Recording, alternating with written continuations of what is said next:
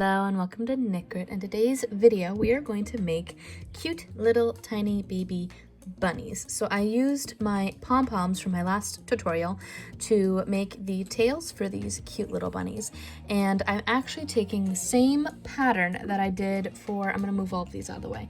I'm taking the same pattern for my baby bird, and I'm going to be doing that for the main part of the bunny. I thought this was super cute and a really nice fun quick thing that you can do for Easter. So timestamps right here for the part of the baby bird where you do the body. So I'm not going to go over how to do the baby bunny body. I'm actually going to start out with just this base right here where I have the pom-pom attached to the back, and I've already done the baby bird body on the baby bunny, basically. Lots of baby words going on right now. I also wanted to show off what you can do with yarn that is the velvet blanket yarn. Look at the size difference between these two. So if you're looking to do something like this but you want it to be a little bit larger, you could get some velvet yarn and use a size I, or just go a couple sizes lower than what I would usually use, which is my D3. You could easily just use an I hook, and that would work really well with this velvet yarn. I used just some yarn, and I actually made a pom-pom with yarn that was from the Nose Embroidery, so that was pretty easy. And in my next tutorial we're going to go over how to turn the baby bird pattern, so this little guy, into the duck. I absolutely love how these turned out. I need to put down my hooks. I have too many things going on my desk at one time, but I'm going to show how to make these really cute little ducks. I love how these turned out as well, especially the little mallard version and their little feet. So I'm going to show how to turn the baby bird, change the beak on that, and how to add little feet to make it a duck. All right, so assuming you went to the timestamps for the body, and I'm assuming you already have the pom-pom and you have the main body, in this tutorial we're going to go over how to make the ears. So I already have one ear made, and I'm going to show you how to make the other ear, and I'm going to show you how I embroider his little face to do a quick little Easter bunny. That way this video is not over an hour long, because I already have this body done essentially. For this tutorial you're going to need some yarn. I am using about 12 inches of black and 12 inches of pink for the embroidered nose and little mouth region. I'm also going to be using, I love this yarn metallic, which is a Hobby Lobby specific yarn, and this is a size 4 worsted weight yarn. I love the little extra metallic texture it has. It gives a little bit of an extra kind of glittery effect. I used that for the pink, the white, and I also made a purple version. I believe they also have a blue version, but that is currently being wrapped up in, it's this color. It's being wrapped up in my baby whale video, basically. I think this one's called Aqua or something. Yeah, Aqua Sparkle. So you will also need some polyfill. Get a pound bag of this, like I said in my baby bird video, and you'll be able to make a whole army of little baby bunnies and little baby ducks and little baby birds. You'll also, again, need your little pom-poms. Add that to the bottom, but that's with the same yarn, and I have a tutorial on how to do the little pom-poms in my previous video, as I've already stated.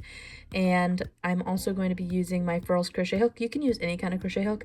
I'm using a D3 or a 3.25 millimeter crochet hook. I love this specific one because it's ergonomic and it's really nice. Links down below if you're interested in one of your own. I am an affiliate with them, but I was always in love with Furls crochet hooks even before they asked me to become an affiliate, so I love my Furls crochet hook. And I'm also going to be using a darning needle, so and some safety eyes. I'm using these are 9 to 12 millimeter. I don't remember if they're 9s or 12s, honestly. I just have a giant bag full of them and I don't remember what I had ordered. Oh, and if at any point you get confused, you can download the printable PDF for this as well. It is on Ravelry, so you can get that down below. It is free for the first week, but if you've not reached it in time for the first week, then you can, I believe it turns to $3 after that. There's also a screenshotable little slide that'll pop up right after this that you can take a screenshot of the pattern as well, so you can get it that way as well.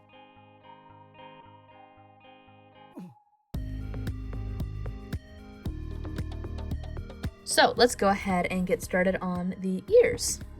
So for this, I'm assuming you already know, if you've done the body already, how to single crochet, how to work in the round, increasing, decreasing. I'll show you how I do my versions of those things, but generally you're going to want to be comfortable with that. And also sewing. I'm going to show you how I do it, but again, you're going to want to be comfortable with it. I'm going to make a little slip knot right here, and I cannot, for the life of me, again, make a magic ring. So what I wind up doing is just doing the chaining method. And what you do in order to do that is you're going to chain and chain 2. So I've chained 1 and I chained 2. And what I do next is I go into the very first chain that I created. I skip the second chain and I go back into the first. And for this, I'm going to place 5 single crochet. So 1, 2, 3, 4, and 5. I have this giant hole just hanging out here. I'm going to pull my tail just like I did from my beginning, and I'm doing 5 single crochet instead of the 6. I think I like the shape of that a lot more, so that's why I'm doing that basically. We're going to go into our first single crochet from our original stitches, and we're going to increase every single one of these stitches. So the way that I increase is I go in through the front loop only, and then I go through both loops to increase my second stitch. I like how that looks, and I explained this in my original Baby Birdie video. So first front loop, then through both loops and increase. I'm increasing every single stitch. So I'm going to go from 5 stitches up to 10. This is my 4th stitch, increase. And now I'm going to pull my yarn a little bit. There we go. We're going to go through this one and then both of them. So now we have 1, 2, 3, 4, 5, 6, 7, 8, 9, and 10 stitches on our work. We're going to then increase another 5 stitches evenly across those stitches. And in order to do that, we need a single crochet 1, increase, single crochet 1, increase, so on and so forth, because we're doing it evenly across that. So again, I'm going through the front loop only. 1. If you're going through both loops only, that is fine as well. I just prefer it this way. And then I'm going to increase the next stitch. Pull out some more yarn, single crochet 1, go into the next stitch and increase. We're going to do that all the way around. 1 and increase both stitches. 1 and increase both stitches. And I believe this is our last increase, so 1 and increase. I'm going to count to make sure because I don't remember if this was our last one or that was. I'm pretty sure this is 1, 2, 3, 4, 5, 6, 7, 8, 9, 10, 11, 12, 13, 14, 15. We have 15 stitches. And what I like to do here is I'm going to take my tail and actually pull it through that final stitch, just to show where my marker is. I'm essentially using it as a marker. I'm just going to pull my tail a little bit, that way it's a little bit more closed. And now I'm going to single crochet around for 3 rounds. So all 15 of those stitches, I'm just going to maintain 15 stitches for 3 rounds around. 1, 2, 3, 4, 5, 6. So rows 4 through 6, we are just going to single crochet around, and I'll be right back and I'll show you how we taper it and make it so that it closes up. It's pretty quick and pretty easy. Okay, so we've gone around 3 rounds, and now what we're going to do for row 7 is we're going to single crochet 3 and decrease, and I'll show you how I decrease. So 1, 2, 3, 4, and 5. Together. I go through the front loops like so, just like I do over in my body video, and I just go through the front loops and I single crochet them together. So I'm trying to go from 15 down to 12 stitches. So 1, 2, 3, 4, and 5 together. And our final repetition, 2, 3, 4, and 5 together. I also like to take my tail and pull that down if I can get it. It's inside there kind of tight. There we go. I also like to take my tail and pull it forward. That way it's just forward and I can keep track of where my stitches are. We're going to single crochet around for 12 stitches for row 8. So 1, 2, 3, 4, 5, 6, 7, 7, 8, 9, 10, 11, pull my yarn out a little bit more, 11, and 12, and 12. So now we have one last row to do, and here we want to decrease 2 more stitches and get our stitches down to 10. And how I'm going to do that is I'm going to single crochet 1, 2, 3, 4, and then decrease. We're going from 12 stitches down to 10, and we're just going to do 2 repetitions of this. So we're just decreasing 2 stitches this row. And how I do my second decrease is I just skip the last one. So 1, 2, 3, 4. I skip the 5th stitch of that repetition, and then I go into the 6th. That way I'm still skipping it and decreasing it, but now I'm just going to slip stitch into our last stitch, like so. And you'll notice that this is not pinched yet. It is not looking like it does on the head. So we do something different in order to get it to where it needs to be. I'm going to pull that through, like so. We're going to take our tail and pull that out. We're going to take our tail and pull that out. I just kind of let it go back inside the ear. That way it's not like taking away from it. It's not stuffing it either, but it's just not like taking away from it. We're going to take our darning needle, and what we're going to do is essentially take our ear and kind of pinch it and sew it like so. We're just going to pinch it like this, and I'm going to take my darning needle and I'm going to sew my tail through the bottom stitches after I've pinched it. So like that, I'm going to go through this stitch and like this. I kind of just try to get it as flat as possible. I'm going to go through the center stitches like that, and then I'm going to go through like that, and then I'm going to go back the other way. That way it kind of makes it a bit more even, and then on top of that it makes it a bit more sturdy. And now I'm back at the front. I'm going to go through those stitches, anything that looks like it's kind of raised, and then you can choose to just do this, but I like to go through the bottom row like so, and then I'm going to go back through these stitches like that. And now I have 2 ears that I can attach to the top of my little bunny, and I like to do it like this. So I'm going to take my ear and line up with the top of my eyeball. I'm going to stab it through it. It sounds so violent, but it's not. We're just assembling him, it's fine. And I'm going to just kind of pull, go up into the stitches, go this way, go back through my stitches, go through the sides some more. Try not to rip the metallic on the inside, because it likes to try to go its own way sometimes.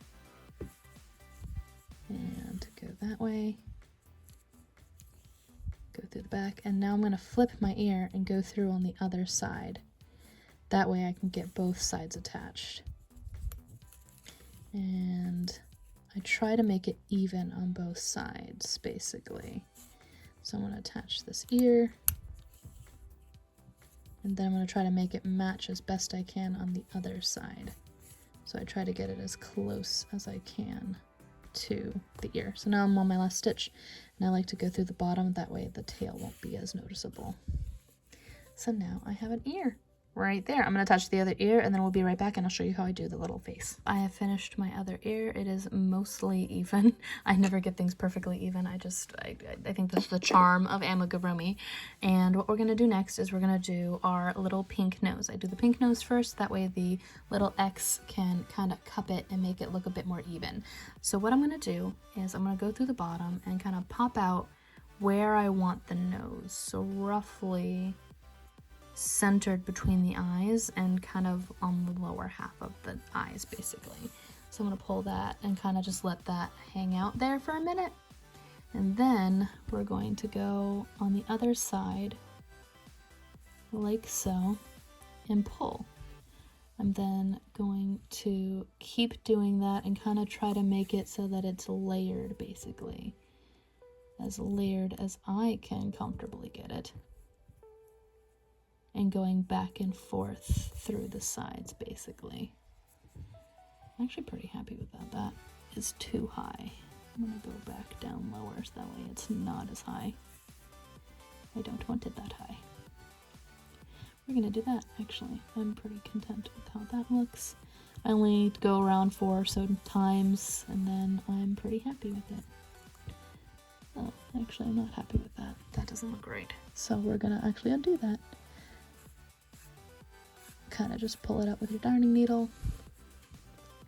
I'm gonna go lower, yeah. I went too high. See, you make mistakes. It's fine. You can always undo it. Yarn is always something you can undo. So let's try that again. There we go. That looks marginally better. All right, I'm gonna call that good. I'm gonna keep this kind of attached for right now. I'm gonna take my black yarn, and this is where I do things a little bit differently. I'm going to pair up my ends and make it so that they are even, and then kind of just pull it so that they are straight. We're then again gonna go through the bottom. I'm going to put my darning needle up above the nose where it was and pull up, and again I'm gonna leave a nice good tail right there. And then I'm gonna take this and I'm gonna put it down through wherever I want the end of my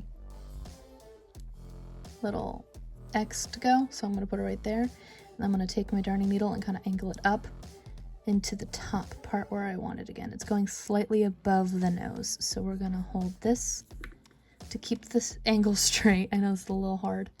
And then I'm gonna push up to make it so that it looks the way I want it to. And then we're gonna do that and kind of lightly pull on it. If you need to pull on a specific side, you can do that. And then we're just gonna take our remaining tail and then try to angle it the right way. Make this as straight as you can. And then I'm gonna put that through here, methinks. Yeah, that actually looks pretty darn good. I'm pretty happy with that. So now what we're gonna do is we're gonna cut our tails. I actually might angle this again through a different port right there, so it's a little bit further away. There we go. And that is pretty much it. I'm just gonna cut all my tails. I'm pretty happy with how that turned out. I like to kind of tug on it, but not too much. And then you can kind of pull and push on your amigurumi to kind of make it go inward like that. That way you can't see all the different colors, especially if you've got, like, say, like right here, you've got a lighter toned amigurumi. It's less easy if you have a contrasting color to hide it in your amigurumi. And that is pretty much all there is to this cute little bunny.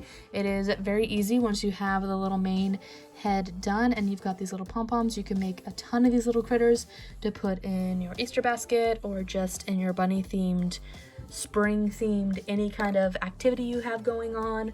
I really like how these turned out. It's super cute, especially if you use the velvet yarn as well. They come out so much larger when you use velvet yarn.